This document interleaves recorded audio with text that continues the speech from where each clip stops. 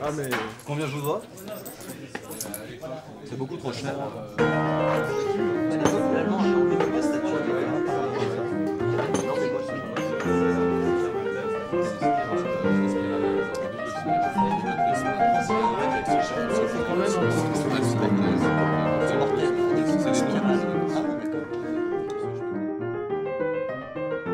Bonjour, bonsoir à tous, bienvenue sur la chaîne Bistrot des Gentilshommes pour ce nouvel épisode de Lumière Rouge, un épisode où nous revisitons les grands concepts Red Pill. Et aujourd'hui, nous allons nous intéresser à la Nawalt, mais je manque à tous mes devoirs. Martial, comment vas-tu? Écoute, ça va très bien, et toi? Ça va, pas trop mal, un petit week-end à la campagne revigorant.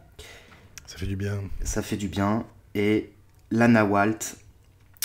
Not all women are like that. Excusez-moi pour l'accent abominable. Ignoble acronyme anglo-saxon, aussi ignoble qu'à peu près l'intégralité du glossaire Red Pill, et qui littéralement signifie « toutes les femmes ne sont pas comme ça ». Ça a l'air tout con comme ça, mais... Comme ça, mais comme quoi? Qu'est-ce que c'est que cette question? Si elles ne sont pas toutes comme ça, c'est quoi ton ça?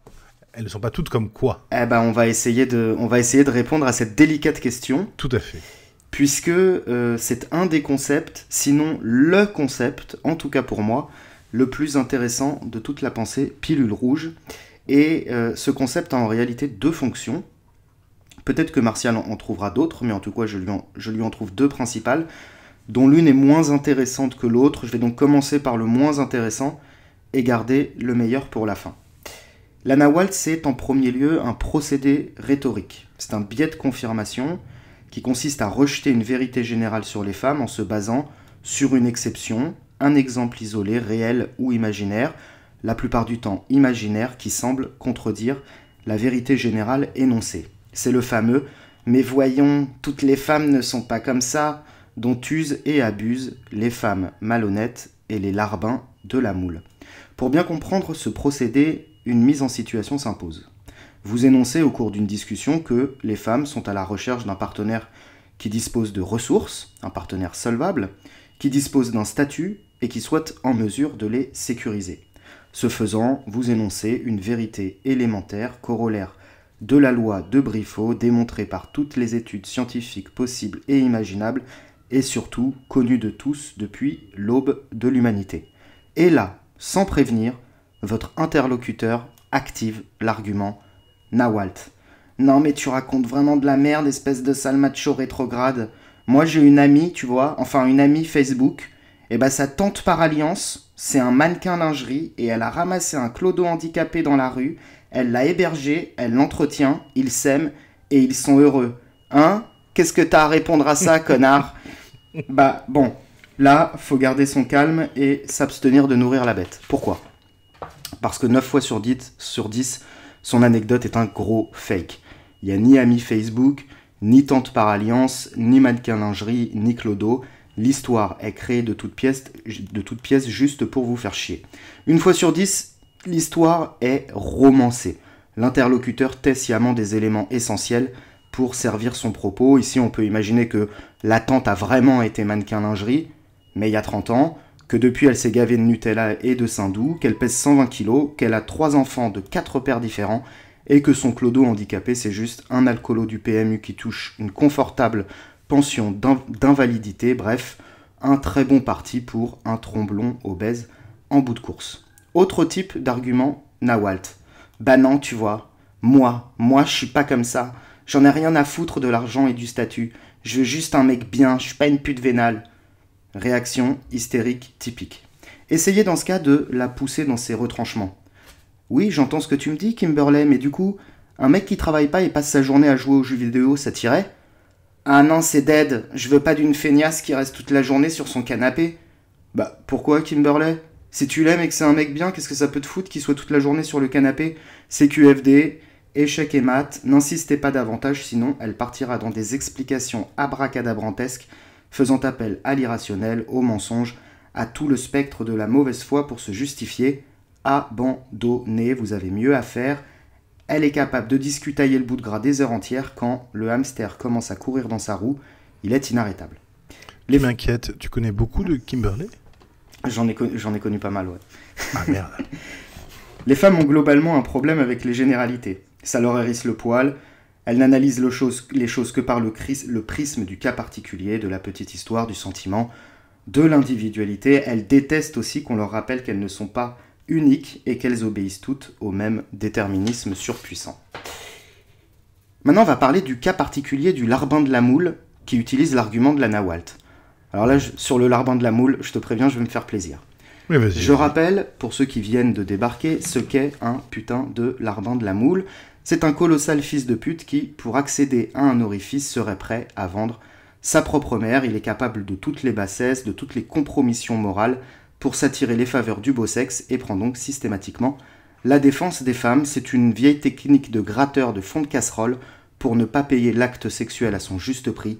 En gros, c'est une technique de violeur. Les larbins de la moule, c'est comme le pick-up artiste ou les pervers narcissiques. Ce sont des manipulateurs qui cherchent à baiser gratuitement par des moyens frauduleux. On ne discute pas avec un violeur. Tu veux baiser, tu payes. Dédicace à mes amis du groupe Facebook du mythe de la gratuité des femmes. Je close cette petite digression sur les violeurs et j'en ai également terminé avec le volet argument rhétorique de la Nawalt. Car, Martial, la Nawalt c'est beaucoup plus que ça et tu le sais. Ah bon? C'est d'abord et avant tout un mythe trompeur qui cause des ravages chez les garçons. Alors avant d'entrer dans le vif du sujet, il m'apparaît important de l'introduire par quelques propos liminaires. À quoi servent toutes ces histoires de red pill en définitive? Est-ce que ça sert à encourager les hommes à haïr les femmes? Certainement pas. Nous voulons au contraire que les hommes les aiment pour ce qu'elles sont et pas pour ce qu'ils voudraient qu'elles soient. Est-ce que ça sert à créer un milieu masculiniste sur le modèle du féminisme? Mon Dieu non. Quand on comprend que le féminisme institutionnel est de la merde en barre, il faut vraiment avoir l'esprit tordu pour chercher à le contrer en l'imitant. Du coup, est-ce que ça a pour fonction de réformer le droit de la famille? Il faudrait être bien naïf pour le croire, tout du moins à court ou moyen terme. L'objectif, ce n'est rien de tout cela. Le but de la promotion et de la popularisation des concepts red pill, c'est d'abolir les représentations erronées comme et femmes se font de l'amour. Ça n'est pas prescriptif. Vous faites ce que vous voulez de ce savoir. L'amour entre un homme et une femme n'est pas et ne sera jamais un sentiment pur, désintéressé et éternel, c'est tout autre chose. Et pour revenir au cas spécifique de la Nawalt, la femme n'est pas et elle ne sera jamais un être supérieurement moral, aimant, qui vous comprendra et vous soutiendra contre vents et marées. Ce n'est pas sa fonction, elle en est incapable. Pour les femmes, même tarif, aucun prince charmant ne viendra vous chercher sur son cheval blanc pour remplir votre vide intérieur, surtout si vous n'êtes plus très jeune, plus très mince, nullipares et fertile. Les fausses croyances nous font souffrir, elles nous rendent amers et aigris. Si je berce de mensonges une génération entière, en lui expliquant que travailler, faire des efforts, tout ça ne sert à rien parce qu'un jour, la chance va vous sourire et vous deviendrez milliardaire. Il risque d'être très en colère quand il prendra conscience qu'il a gâché son avenir à s'illusionner et c'est bien compréhensible. Concernant les femmes et les fausses représentations que les hommes s'en font, n'importe quel garçon normalement intelligent observe et comprend que les femmes ne sont pas particulièrement douces, pas particulièrement aimantes, ni supérieurement morales, ni forcément bienveillantes ou honnêtes. Il ne peut que constater qu'aucune femme de son entourage n'est à la hauteur de ses rêves ou de ses fantasmes. Il devrait donc, de manière logique et raisonnable, réévaluer sa compréhension du réel, mais il ne le fait pas. Pourquoi? Parce que cet imbécile que nous avons tous été, croit en la Nawalt. Il croit en la femme parfaite, conçue pour lui, qui le chérira, le comblera de joie, l'aimera pour ce qu'il est, fera de sa vie un rêve éveillé. Il attend la rencontre. Les hommes sont gavés dès le berceau par ce type de niaiserie fiotisante. Le jeune garçon a beau voir que très peu de gens rencontrent véritablement l'amour, que la plupart des couples sont horribles, que les trahisons et les ruptures sont la norme, mais c'est humain, on a toujours la faiblesse de croire qu'on est différent, qu'on fera mieux que les autres, qu'on mérite mieux que les autres. Puis on vieillit un peu, on fait les mêmes conneries que tout le monde, on essuie des échecs, et ça nous rend en général plus humble et plus tolérant. Lana Walt est un mythe auquel il faut tordre le cou et pour plusieurs raisons. D'abord, quand vous entretenez une relation avec une femme, ça risque de ne pas correspondre à l'idéal que vous vous en faisiez et vous culpabiliserez en imaginant que c'est vous qui n'êtes pas à la hauteur. Alors que bon, si elle est pénible, insatisfaite et ingrate, vous n'y êtes pour rien, c'est comme ça. L'autre risque, c'est de projeter des fantasmes irréalistes sur chaque femme dont on tombe amoureux. Vous allez sacraliser une partenaire, qui ne vous a rien demandé d'ailleurs, et vous serez fatalement déçu car un faux Dieu ne peut que décevoir. Et puis c'est terrifiant, il faut la comprendre, il est tout à fait normal de fuir les individus qui nous mettent sans raison sur un piédestal. Ce type de relation ne peut que mal finir. Enfin, le risque principal, c'est de ne jamais trouver personne et de devenir soit un incel taré, soit un vieux séducteur, putificateur, lubrique, complètement blasé. Les vieux séducteurs sont atroces et les incels sont flippants. Voilà ce qu'il m'apparaissait important de préciser sur le concept de Nawalt. En conclusion, 3 petits points. La Nawalt a la même fonction que le prince charmant et provoque les mêmes effets, sauf que la Nawalt était jusque-là un phénomène qui n'avait pas de nom. Ce qui n'est pas nommé ne peut pas être compris, ni assimilé, ni combattu. Souvent, les hommes qui se red pill disent qu'ils ont toujours su, qu'ils avaient déjà tout compris avant, mais ce qui les a empêchés de conceptualiser ces connaissances, c'était la croyance en la Nawalt. Et dernier point, pour ne pas nous faire dire ce que nous n'avons pas dit, prétendre qu'il n'y a pas de Nawalt ne signifie pas que les femmes sont toutes les mêmes, loin de là. Pas du tout. C'est un peu comme le fait qu'il existe une infinité de visages, mais tous sont composés de la même manière, d'un nez, 2 yeux, d'une bouche, etc., etc. Je te laisse la parole, Martial. Merci beaucoup. Juste un petit point sur lequel je mettrai un bémol par rapport à tes propos. Moi, je pense qu'il existe un milieu masculin, en tout cas un milieu viril, ça s'appelle la civilisation. Voilà. Concernant la Nawalt, donc Not all women are like this, ou son opposé, Awalt, all women are like this. Il arrive souvent, effectivement, dans le milieu pilule rouge, que l'on admette certaines vérités, mais qu'on en exclut plusieurs types de personnes. Plus exactement, qu'on décide que oui, bien entendu, l'hypergamie, le marché sexuel, la loi de Briffaut, oui, tout ça, ça existe.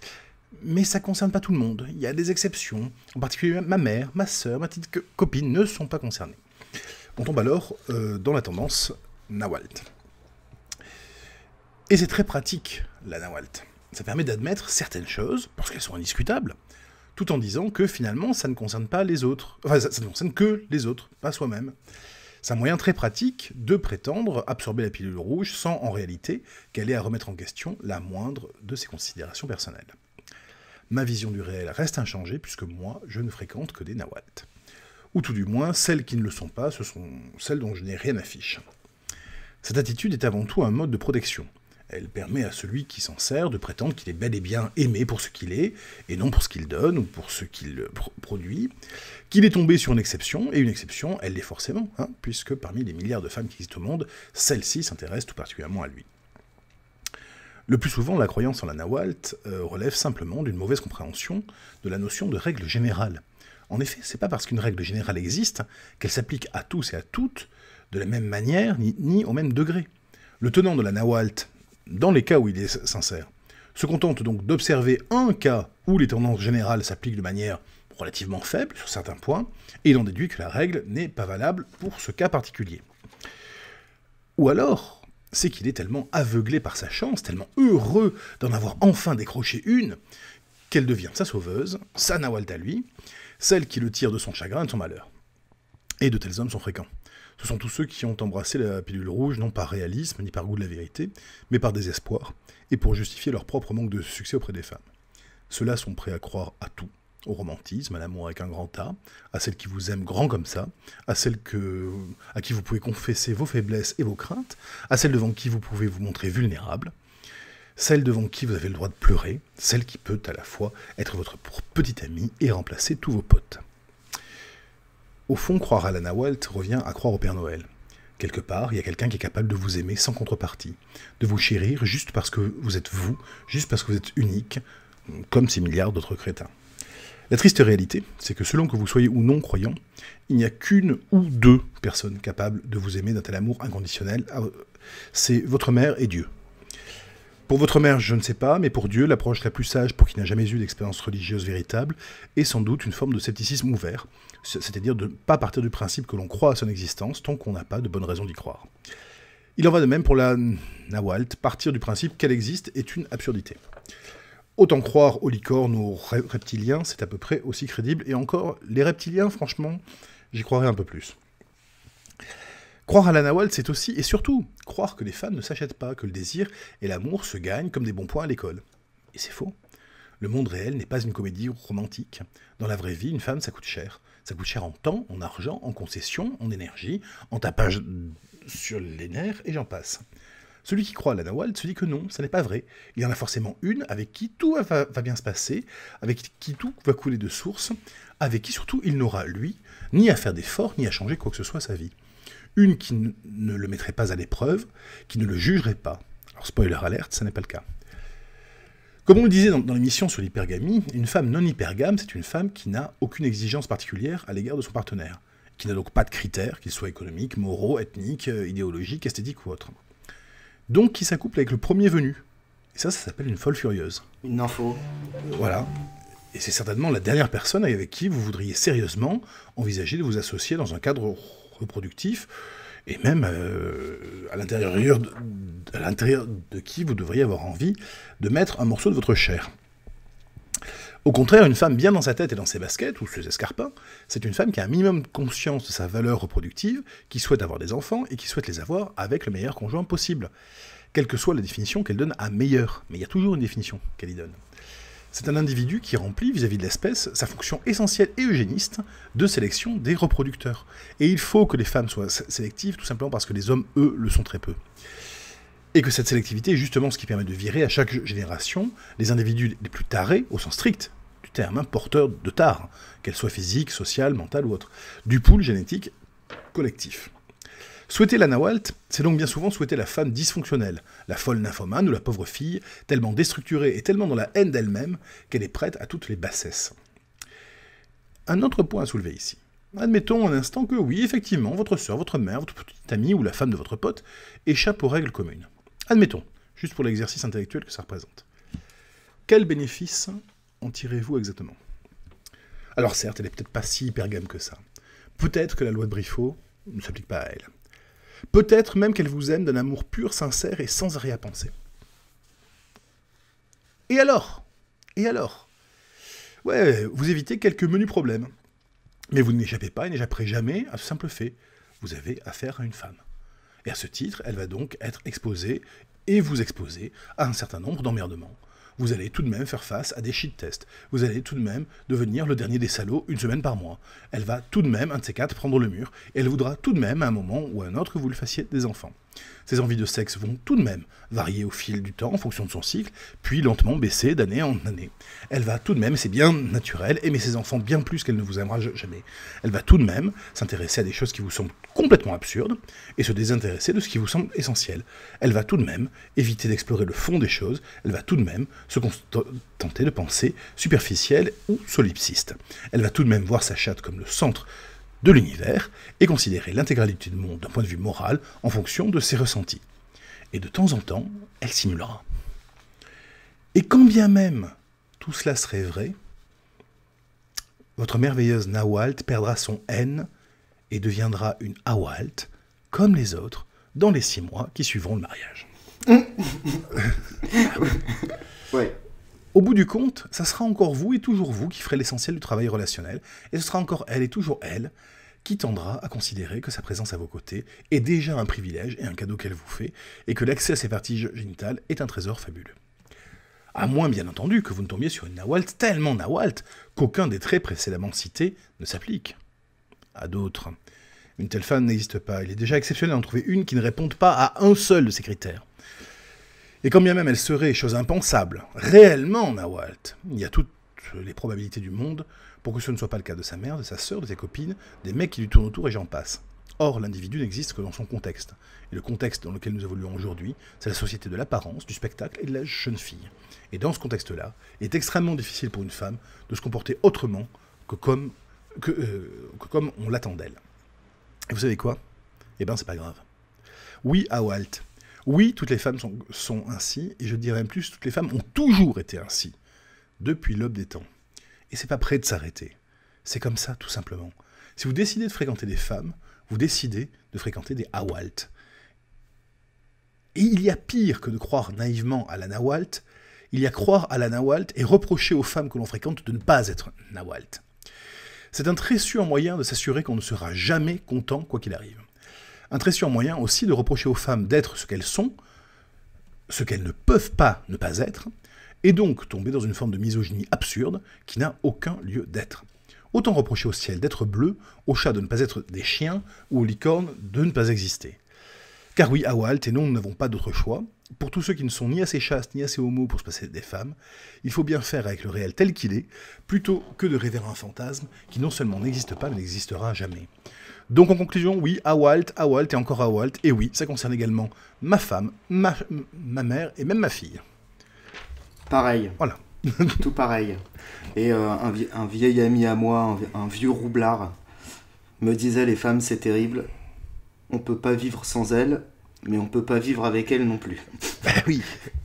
Ouais. C'est là toute la tragédie. c'est vraiment tragique, ouais. Et je trouve ça tellement doux quand tu parles d'eugénisme, Martial. mais le choix reproductif, c'est eugéniste. Quand tu décides de te reproduire avec quelqu'un, t'as quand même toujours l'arrière-pensée de la qualité des enfants que tu feras avec cette personne. C'est bien normal. De toute façon, tu souhaites que tes enfants soient le mieux possible. Tu les souhaites les plus intelligents, les plus forts, les plus sains possibles. Donc c'est tout à fait naturel de vouloir, à titre personnel, une certaine forme d'eugénisme. L'eugénisme n'est un problème que dès l'instant où l'État s'en empare. Parce que là, ça ouvre la porte à des dérives qui peuvent être terribles.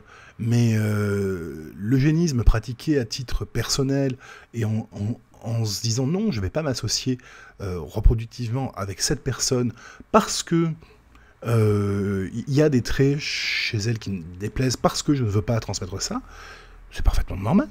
Absolument. La sélection naturelle, c'est une forme d'eugénisme sacré, en quelque sorte. Oui, mais on a toujours fait de l'eugénisme. On en faisait même bien plus avant qu'on en fait maintenant. Quand dans les contes de fées, tu as la princesse, donc celle qui détient le pouvoir politique par héritage, qui épouse le brave chevalier qui l'a délivré du dragon, qu'est-ce qui se passe ? C'est celle qui a le pouvoir politique qui s'assure un reproducteur qui a prouvé sa force et son courage. Il est prince, oui. Il est charmant, il est fort, il est courageux. Voilà. C'est pas de l'amour désintéressé. Non, mais c'est bien normal de trouver séduisant un tel reproducteur, puisqu'il va assurer une descendance qui sera à la fois puissante et riche. Évidemment. C'est tout à fait normal que la princesse préfère celui-là aux 7 nains, quoi. Hein. Évidemment. T'as aussi utilisé un mot dans ta chronique qui est licorne, oui. Et qui est un peu le terme consacré en français, que je trouve plutôt sympa, que je trouve plutôt joli. Ouais. Oui, c'est mignon, les licornes. Oui, les licornes, c'est très mignon, mais bon, voilà, il faut en sortir. Ma fille de 2 ans aime beaucoup les licornes. J'espère bien que quand elle sera, ne serait-ce que adolescente, elle aura compris que ça n'existe pas. Et je l'ai dit, mais je le répète, Lana Walt fait énormément de mal. Hein. C'est Lana Walt qui crée les incels, c'est Lana Walt qui crée les pervers narcissiques, c'est Lana Walt qui crée les PUA putificateurs complètement tarés, satires. C'est cette croyance irrationnelle dans une femme qui ne peut pas exister, qui crée tous ces désordres psychologiques, sociaux, humains. Donc, briser le mythe de Lana Walt, c'est de salubrité publique. J'aurais tendance à penser que Lana Walt provient en partie au moins des comédies romantiques et des séries pour adolescents.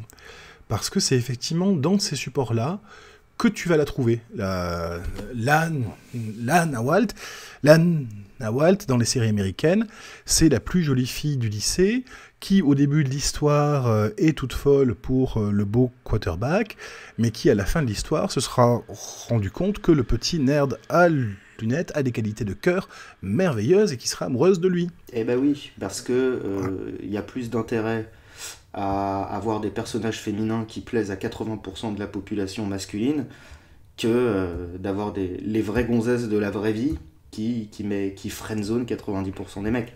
Bah oui, oui. Le producteur de cinéma, son but c'est pas de vous friendzoner, son but c'est de vous faire acheter. Eh ben ouais. C'est ça. Et effectivement, le beau quarterback qui de toute façon se tape les plus belles pom-pom girls, lui il ne fantasme pas sur les comédies romantiques, il n'en a pas besoin. Et il n'a pas le temps surtout. Voilà. Il a autre chose à foutre. Oui, il a vraiment autre chose à foutre. C'était un très bel épisode de Lumière Rouge. Oui. Je crois qu'on a... On a fait le tour du sujet, je pense. Dire qu'on a tout dit, jamais de la vie, mais non, enfin, non. Si vous écoutez ça, vous avez compris l'essentiel. J'ai commencé la lecture du prochain Autodafé. Idem. Slim Iceberg, Pimp. Ça va être un autodafé fascinant parce que c'est une œuvre assez fascinante. Bah écoute, ouais, j'ai commencé aussi à lire ça cet après-midi. C'est vachement intéressant. Hein. Et dès les premières pages, c'est dur. Hein. Il y a même des passages que je vais même pas évoquer tellement c'est violent. Je vais être obligé de ramener le lecteur au livre parce que c'est trop hardcore, quoi. C'est vraiment du hardcore de chez hardcore. Bah, c'est vrai que en comparaison avec Bucco qu'on a fait l'autre semaine, Bucco paraît soft. Mais Bucco n'est pas un criminel. Oui, c'est ça. C'est Slim Iceberg, c'est un peu un Bukowski amoral et criminel qui a réussi à s'amender, mais enfin, on verra tout ça la semaine prochaine. En tout cas, restez à l'écoute parce que vous allez beaucoup apprécier.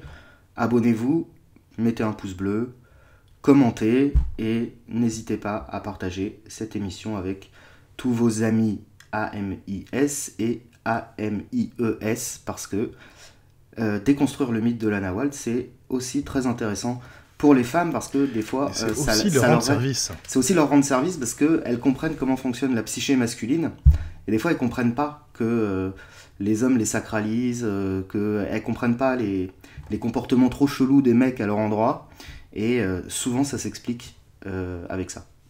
C'est la clé de lecture qui permet de comprendre énormément de choses dans les relations hommes-femmes. Bonne soirée à tous, à très bientôt. Ciao, ciao. Ciao.